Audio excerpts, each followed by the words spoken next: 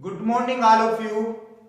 जैसे कि हमने पिछली क्लासों में पढ़ा परमाणु मॉडलों के बारे में, जिनमें हमने दो परमाणु मॉडल का क्या कर लिया था, अध्ययन कर लिया था। डाल्टन का परमाणु मॉडल, जे थॉमसन का परमाणु मॉडल। तो अब हम तीसरे परमाणु मॉडल की ओर अग्रसर होते हैं और वो मॉडल है अपना बोर का परमाणु मॉडल। इसका है बोर का, ठीक है ना, बोर का परमाणु मॉडल, परमाणु मॉडल, ठीक है। इनके इस मॉडल को हाइड्रोजन परमाणु प्रतिरूप के नाम से भी जाना जाता है, क्योंकि इन्होंने ये जो अपना प्रयोग किया था, या हम कहेंगे ये मॉडल जो दिया था वो हाइड्रोजन पर दिया था। किस पर दिया था? हाइड्रोजन पर। तो ये हो जाएगा हाइड्रोजन परमाणु प्रतिरूप, परमाणु प्रतिरूप, ठीक है। अब देखिए इन्होंने ये जो प्रतिरूप दिया, ठीक है ना, या हम कहें कि ये जो मॉडल प्रस्तुत किया वो किस आधार पर प्रस्तुत किया या कब दिया, ठीक है। तो देखो परमाणु मॉडल जो दिया इन्होंने, परमाणु मॉडल वो दिया था सन 1912 में। कब दिया था? सन 1912 में दिया था। और इनके इस मॉडल का आधार जो था, ठीक है ना, वो क्या था? क्वांटम सिद्धांत। क्या था? क्वांटम सिद्धांत। इस सिद्धांत के आधार पर इन्होंने अपना परमाणु मॉडल दिया, ठीक है। अब हम बात करते हैं इनके मॉडल की मुख्य अवधारणाओं की। तो देखिए मुख्य अवधारणाएं, मुख्य अवधारणाएं।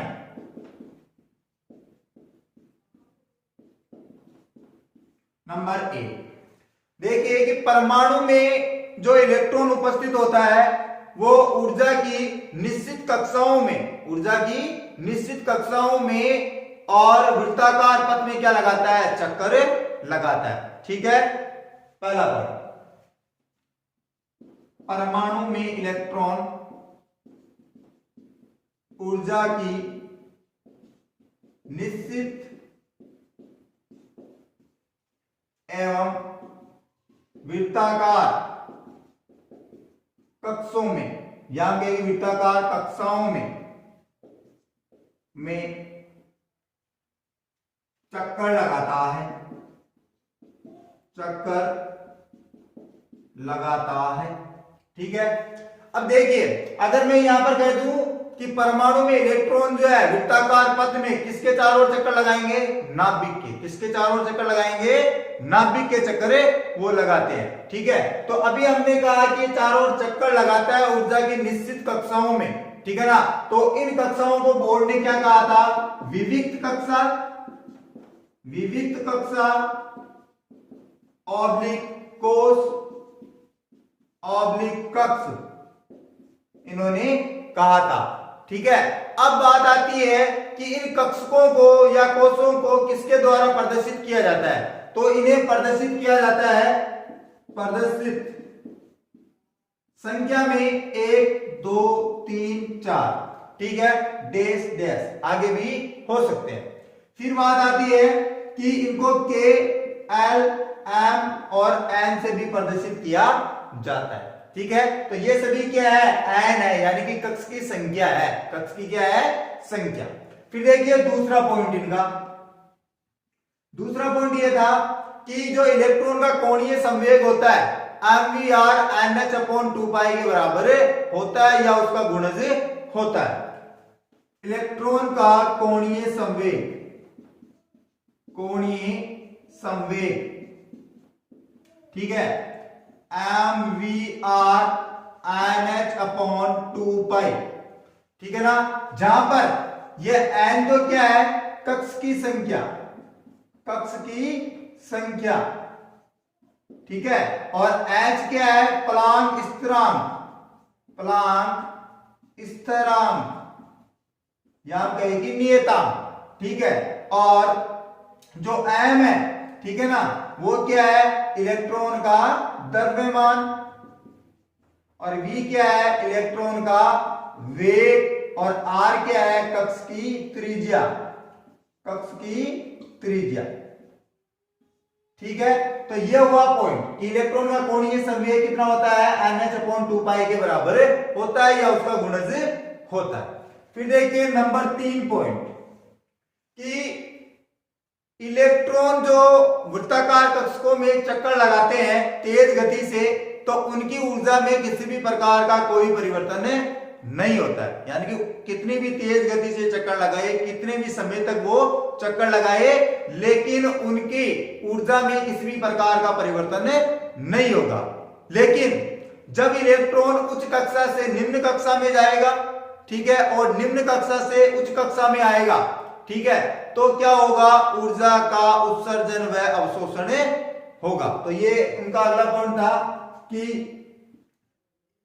वृत्ताकार पथों में या कक्षों में, वृत्ताकार कक्षों में चक्कर लगाते इलेक्ट्रॉन की ऊर्जा में कोई परिवर्तन नहीं होता है, कोई परिवर्तन नहीं होता है, परंतु उच्च कक्षा से निम्न कक्षा, उच्च कक्षा से निम्न कक्षा, ठीक है, और निम्न कक्षा से उच्च कक्षा, निम्न कक्षा से उच्च कक्षा में जाने पर क्या होगा, ऊर्जा का उत्सर्जन व अवशोषण होगा। ऊर्जा का उत्सर्जन, ठीक है, और अवशोषण दोनों होगा, ठीक है। उत्सर्जन कब होगा, जब इलेक्ट्रॉन उच्च कक्षा से निम्न कक्षा में जाएगा तब तो उत्सर्जन होगा ऊर्जा का, और जब निम्न से उच्च कक्षा में जाएगा तो क्या होगा, ऊर्जा का अवशोषण होगा। तो ये तो हुआ इसका पॉइंट, 3 पॉइंट हो गए इसके। तो अब देखिए कि इसका जो आरेख बनता है, हम कहेंगे इसका जो मॉडल बनता है वो किस प्रकार बनता है। तो देखिए ये एक परमाणु है, इस परमाणु के कक्ष बने हुए हैं वृत्ताकार, क्या बने हुए हैं, कक्ष, ठीक है ना। तो ये अपना के कक्ष है, ये एल है, ये एम है और ये एन है, या हम कहेंगे 1 2 3 4, ठीक है। तो इनके अंदर इलेक्ट्रॉन जो होते हैं वो क्या करते हैं, वृत्ताकार पथों में इस नाभिक के चारों ओर क्या लगाते हैं, चक्कर लगाते हैं, ठीक है। तो अब देखिए कि इन कक्षों में अधिकतम इलेक्ट्रॉन कितने भरे होते हैं, ठीक है ना, अधिकतम इलेक्ट्रॉन कितने भरे जा सकते हैं इन कक्षों में। तो देखिए जो ये के कक्ष है, मैं यहां लिख रहा हूं कि जो के कक्ष है, के कक्ष, ठीक है ना, उसके अंदर इलेक्ट्रॉन भरे जा सकते हैं 2। कितने इलेक्ट्रॉन भरे जा सकते हैं, अधिकतम 2 इलेक्ट्रॉन भरे जा सकते हैं। और जो एल कक्ष है उसके अंदर 8 इलेक्ट्रॉन भरे जा सकते हैं, और जो एम कक्ष है, ठीक है ना, एम कक्ष, उसके अंदर 18 इलेक्ट्रॉन भरे जा सकते हैं, और जो एन कक्ष है उसके अंदर 32 इलेक्ट्रॉन भरे जा सकते हैं। कितने इलेक्ट्रॉन, 32 इलेक्ट्रॉन। तो ये जो आंकड़ा हमें प्राप्त हुआ 2 8 18 32, ठीक है ना, ये क्या कहलाते हैं, मैजिक नंबर। क्या कहलाते हैं, मैजिक नंबर कहलाते हैं, या जादुई संख्या कहलाती है। और ये निकलती किस सूत्र से है, यानी कि किसी भी कक्ष में अधिकतम इलेक्ट्रॉन रखने का एक सूत्र भी होता है, वो होता है 2n²। क्या होता है, 2n², यानी कि जहां पर n जो है वो कक्षों की संख्या होगी, ठीक है। तो ये हुआ अपना बोर मॉडल, ठीक है। अब बात करते हैं इसकी कमियों की कि क्या कमियां रही। तो कमी के रूप में अगर हम पहला पॉइंट देखें तो ये हाइड्रोजन से ऊपर वाले परमाणुओं की क्या नहीं कर सका, व्याख्या नहीं कर सका। हाइड्रोजन के ऊपर जैसे हीलियम आता है, सोडियम आता है, ठीक है ना, बहुत सारे परमाणु हैं आधुनिक आवर्त सारणी के, तो उनकी ये व्याख्या नहीं कर पाता है। साथ ही कमी नंबर 2 कि ये 2 प्रभावों की भी व्याख्या नहीं कर सका। पहला प्रभाव जैसे मैं कहूं कि जेमान प्रभाव, कौन सा था, एक जेमान प्रभाव, जेमान प्रभाव, और दूसरा था स्टार्क प्रभाव, स्टार्क प्रभाव। इन दोनों प्रभावों की बोर का ये परमाणु मॉडल व्याख्या नहीं कर सका, ठीक है। तो आज की कक्षा में इतना ही, अगली क्लास में हम नए टॉपिक के साथ में उपस्थित होंगे, तब तक के लिए धन्यवाद।